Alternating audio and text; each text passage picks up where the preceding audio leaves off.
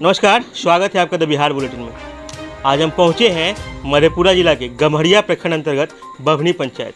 हमारे साथ यहाँ मुखिया प्रत्याशी हैं बभनी पंचायत के वीरेंद्र यादव जी। हम उनसे बात करेंगे और आपको बताएंगे कि कितना विकास बभनी का पिछले 5 सालों में हुआ है, किन मुद्दों को लेकर वीरेंद्र जी मैदान में आए हैं। सबसे पहले स्वागत है आपका मधेपुरा में। आपका नमस्कार। वीरेंद्र जी, आप चुनाव मैदान में बभनी पंचायत से आए हैं, कितना विकास हुआ है पिछले 5 सालों में बभनी का?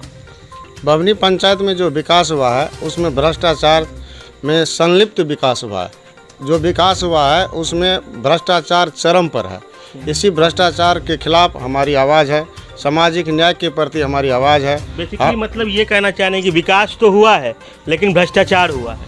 हाँ, विकास तो हुआ है लेकिन विकास में भयंकर भ्रष्टाचार हुआ है।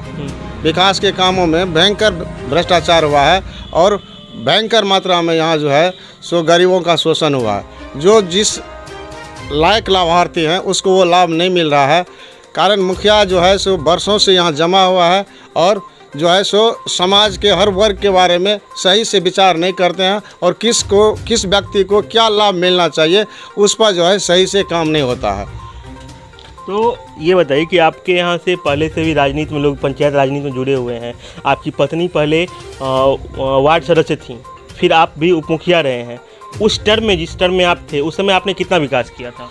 जी, जिस समय में हम उप मुखिया थे, वर्ष 2006 से 11 तक हम यहाँ इस पंचायत में उप मुखिया थे सर।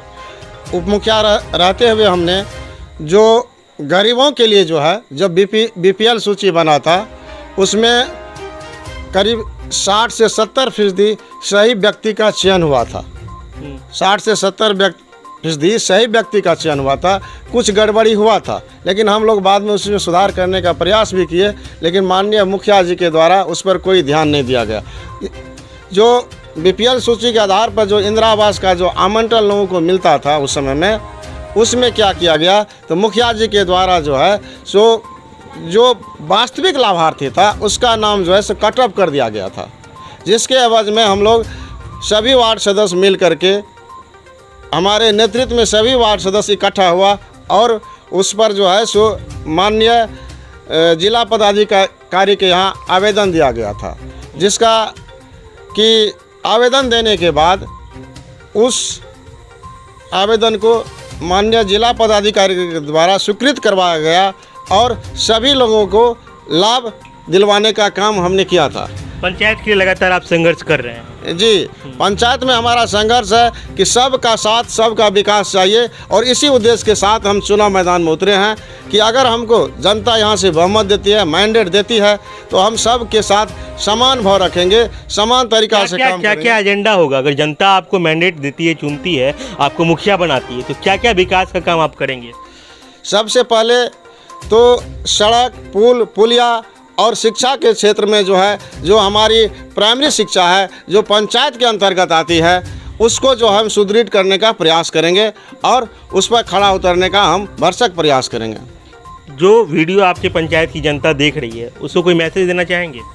जी, मैं यह जनता को यह मैसेज देना चाहता हूँ कि अगर आप हमें वोट देते हैं, विकास के काम के लिए हमें वोट देते हैं, तो आपका विकास जो है, आपका जो पंचायत जो है विकास की श्रेणी में प्रखंड में नहीं जिला में सबसे अव्वल करने का प्रयास करूंगा और सबके साथ समान भाव, समान न्याय की बात करूंगा और सबको समान दृष्टि से, सबका समान ढंग से सबके विकास के बारे में सोचा जाए। मैं ये बताना चाहता हूं, जनता को ये माध्यम संदेश देना चाहता हूं कि अभी जो प्रधानमंत्री आवास योजना के लाभुकों का जो चयन हुआ उसमें लगभग 618 व्यक्ति का चयन हुआ, जिसमें मेरी पत्नी वार्ड मेंबर थी यहाँ से, जिसमें कि 125 लाभुकों का जो चयन हुआ, 1 और 3 नंबर वार्ड में, 4 नंबर वार्ड में और सब वार्ड में जो चयन हुआ है, सही लाभार्थी का चयन हुआ है और उस चयन करवाने में सब जानता है कि वीरेंद्र यादव का बहुत बड़ा योगदान रहा है। दूसरी बात है कि गांव में जो पक्की नाली बना है, पक्की सड़क बना है, वो सड़क की गुणवत्ता को अगर देखा जाए तो और जगह की अपेक्षा बहुत सुंदर और बहुत अच्छा है। तो हमने, हमारी पत्नी जो वार्ड मेंबर थी उसके हिसाब से हम उसका प्रतिनिधित्व कर रहे थे और क्षेत्र में वार्ड में जो विकास हुआ है उसका जो पैमाना है विकास का एकदम 100% खड़ा सरजमीन पर उतरा है।